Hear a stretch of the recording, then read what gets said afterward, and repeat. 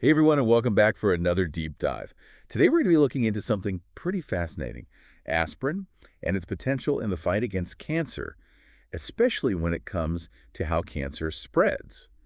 We've got a whole bunch of research summaries and news articles to dig into, and from what I've seen, it seems like this common over-the-counter drug might just pack a punch way bigger than we thought against one of the biggest health challenges we face. Yeah, it really is amazing to think about aspirin, something that so many of us just use for a simple headache, could actually be playing a role in something as complex as cancer. It's definitely not the first thing that pops into your head when you think about treating cancer, right? So how does aspirin even enter the picture? Well, it's not like aspirin is going in there and directly attacking cancer cells or anything. It's more about how aspirin interacts with our own immune system. You see, aspirin interferes with a clotting factor in our blood called TXA2. Now, TXA2, it's a type of lipid molecule, and its job is to help our blood clot. That's super important, obviously, for things like stopping bleeding when we get a cut. But it turns out that TXA2 also has this, side effect almost. It actually suppresses our immune system's ability to fight off cancer. So it's kind of like a double-edged sword then. It's helpful in some ways, but also hinders our body's natural defenses. Mm. So then aspirin steps in to tip the scales, is that right? Exactly. Researchers had this sort of eureka moment when they figured out that by suppressing TXA2, aspirin actually ends up boosting the activity of what are called cytotoxic T cells. These are special white blood cells, and their whole job is to find and destroy those cancerous cells. Okay, that makes a lot of sense. I mean, we've always heard about how important a strong immune system is, especially when it comes to fighting off diseases. But I never realized that aspirin could be a part of that whole process, especially with cancer. So basically, by going after TXA2, aspirin is kind of like manipulating our immune system, right? Because, I mean, it affects the whole body. That's a really good question, and honestly, it's something that scientists are still trying to figure out completely. But what we do know for sure is that this whole aspirin and TXA2 thing seems to be really important when we're talking about metastasis, which is the way cancer spreads to different parts of the body. So it sounds like aspirin might be more about stopping cancer from spreading rather than attacking the initial tumor itself, right? That seems to be the case, yeah.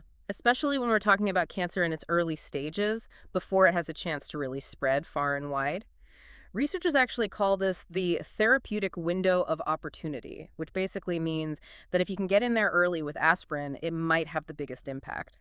Hmm. That is interesting. So this isn't just about treating the cancer someone already has, but maybe even preventing it from becoming a bigger problem in the first place. But how do we even know this actually works? Did researchers, test this theory out? Oh, they absolutely did. And this is where things get really exciting. They used mice, specifically mice that were designed to have melanoma, which is a type of skin cancer, to see what would happen when they gave them aspirin. So they basically gave these mice aspirin to see if it would affect how the melanoma spread throughout their bodies? Yeah, exactly. And the results were pretty incredible. The mice that got the aspirin, they ended up having way fewer metastases compared to the mice who didn't get any aspirin. And the best part is they were able to link this directly back to aspirin's effect on that TXA2 and the cytotoxic T cells we were talking about before. Wow, so they actually saw a clear connection there. But of course, mice aren't humans, right? I mean, how do we know this is going to translate over to real people who have cancer? Have there been any studies done with actual patients? You bet. There's actually a big clinical trial going on right now called the Aspirin trial. And its whole focus is to figure out if aspirin really can prevent early stage cancer from coming back in humans. That sounds like a huge undertaking. What exactly does this trial involve? Well, it's massive. It involves thousands and thousands of patients from all over the world. They're focusing on people who've already been treated for early stage cancer, people who are in what's considered remission, but still have a chance of the cancer coming back. So what they do is they randomly assign these patients to either take a low dose of aspirin every day or a placebo. Then they basically follow them for several years to see if there's any difference in how often the cancer comes back between those two groups. So it's like a long-term study to see if aspirin can really make a difference in stopping the cancer from returning. Exactly. And this trial actually builds upon some older studies that were done on a really large scale, and they noticed something pretty interesting. People who were taking aspirin every day, even if it wasn't for cancer reasons, they actually had lower rates of dying from cancer overall. So there were already some hints out there that aspirin might be doing something beneficial, even to the general population. Right. And those earlier findings, they were a big part of the reason why they decided to launch this whole aspirin trial. I mean, if this trial actually confirms that there's a link between taking aspirin and reducing the chances of cancer coming back, it could totally change how we approach treatment for cancer survivors after they've gone through their initial treatment. This is all really fascinating. It sounds like aspirin could be a real game changer, especially considering that it's so much more affordable compared to some of the newer, more high-tech cancer treatments out there. Mm. But I also know that aspirin's not completely harmless, right? You're right, that's a super important point. Even though aspirin is easy to get, it's not for everyone. Talking to a doctor before starting any kind of aspirin regimen is absolutely crucial. There are some potential side effects like bleeding and stomach ulcers that people need to be aware of. So it's not just a simple pop a pill and forget about it solution. Definitely not. It's all about weighing the potential benefits against the potential risks for each individual person.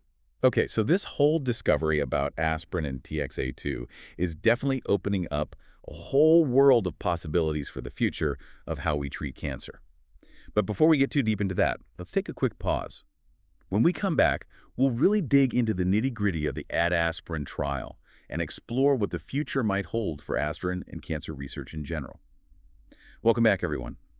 So before the break, we were talking all about these exciting possibilities with aspirin when it comes to cancer treatment, specifically how it might help prevent cancer from spreading. And, I'm really curious to hear more about that aspirin trial.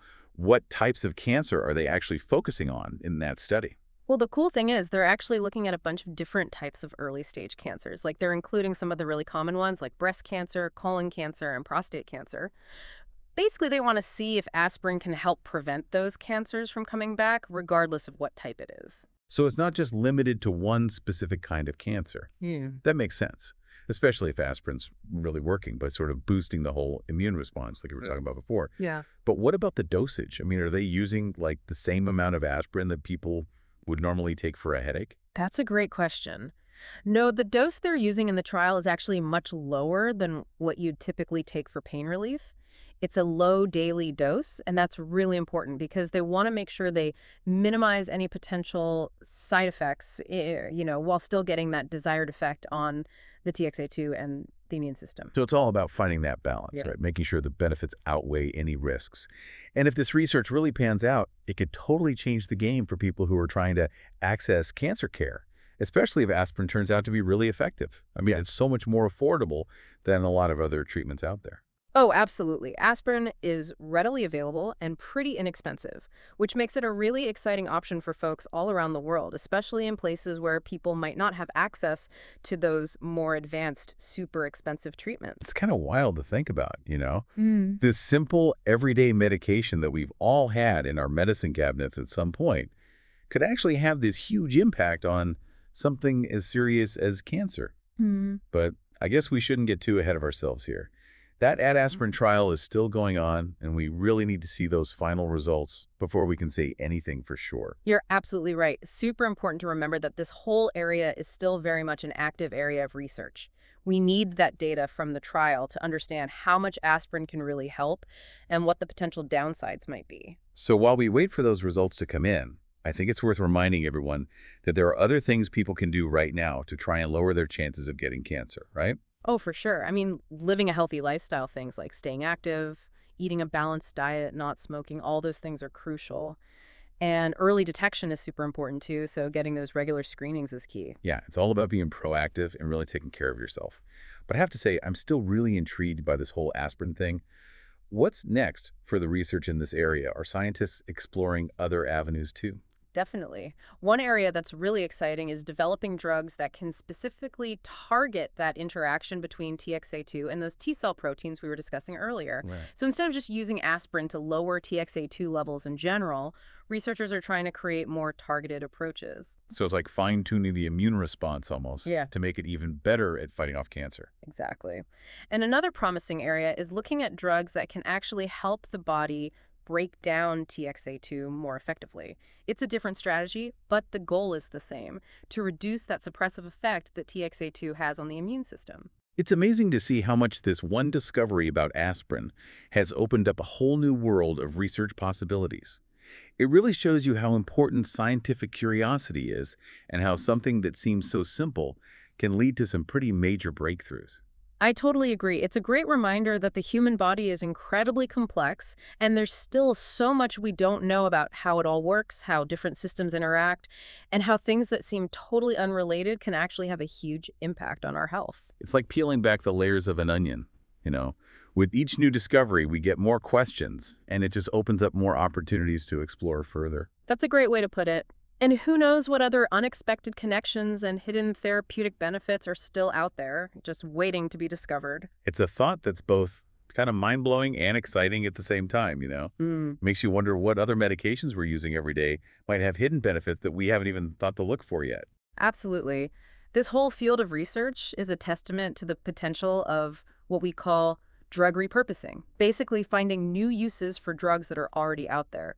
It's all about looking at things from a different perspective and asking new questions. It really speaks to the power of human ingenuity and our constant drive to learn more. But for now, let's bring it back to aspirin and its potential role in cancer.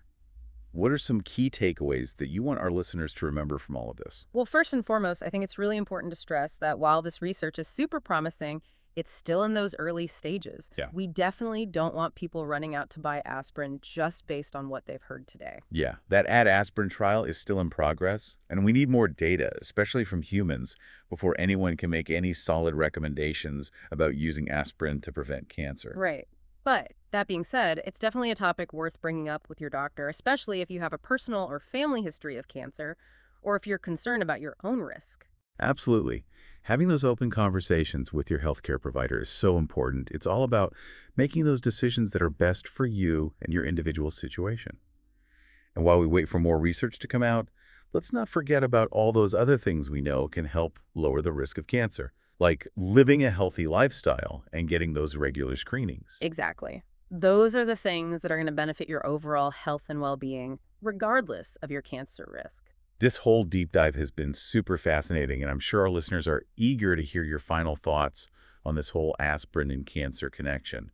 What's the big picture takeaway for you?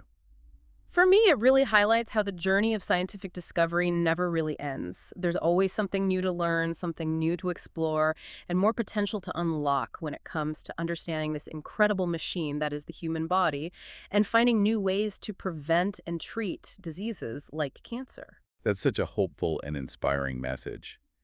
And on that note, I think we'll wrap up this part of our deep dive with a final thought-provoking question for our listeners to ponder. And we're back for the final part of our deep dive today. We've been talking all about aspirin and its potential role in the fight against cancer. It's been a pretty wild ride, right? Yeah, it really has. Who knew that good old aspirin could have such a fascinating connection to something as complex as cancer? Seriously. It's definitely challenged some of my assumptions. So as we wrap things up here, what's the one thing you really want our listeners to walk away remembering about aspirin and cancer? Well, I think the most important takeaway is that aspirin isn't like a magic bullet that directly kills cancer cells. It's more about how it interacts with our own bodies and helps our immune system do its job better, especially when it comes to those T cells that are crucial for fighting off cancer. Right, and if I remember correctly, it does that by targeting a specific clotting factor called TXA2, which we learned can actually suppress those cancer-fighting T cells. Exactly. And all the research we've been discussing points to the idea that aspirin's effect on TXA2 could be really important for stopping cancer from spreading, especially if it's caught early on before it has a chance to really take hold in other parts of the body. But I think it's important to remind everyone again that the research is still ongoing, right? Especially that aspirin trial we were talking about. That one's going to give us a much clearer picture of what aspirin can really do for people who have already been diagnosed with cancer. Absolutely. We need that data from real human patients before we can make any definitive recommendations about aspirin as a cancer prevention strategy. So while we wait for those results, no one should be running out to stock up on aspirin without talking to their doctor first. Definitely not. It's so important for everyone to have a conversation with their healthcare provider before starting any new medication, even something as common as aspirin. They can assess each person's individual situation and help them decide if aspirin therapy is right for them. Because at the end of the day, what works for one person might not be the best option for someone else. Everyone's different. You got it. Personalized medicine is key. And while we're waiting for more of that research to come out, it's worth reminding everyone that there are other things they can do right now to lower their cancer risk. Things like eating a healthy diet, getting regular exercise, not smoking, and staying on top of those recommended cancer screenings. Those are all things that can make a huge difference for your overall health and well-being, regardless of your cancer risk. But honestly, learning about this potential connection between aspirin and cancer has really blown my mind. It makes you think, what other everyday things might have hidden benefits that we haven't even discovered yet? It's like this whole new world of possibilities opens up. It just shows you that there's so much more to learn, so many more connections to make, and so much potential waiting to be unlocked when it comes to understanding how our bodies work and how we can fight diseases like cancer. And that's what I love about science. It's all about constantly questioning, exploring, and pushing the boundaries of what we know. It's a never-ending journey of discovery. Well said. And it's a journey that I'm incredibly grateful to be a part of. Me too. And on that note, I think it's time for us to wrap up this deep dive into the fascinating world of aspirin and its potential role in the fight against cancer. It's been a pleasure exploring this topic with you, and we hope our listeners have found it as intriguing and thought-provoking as we have. We always encourage you to keep learning, keep exploring, and never lose that sense of wonder about the world around us. Until next time, happy learning.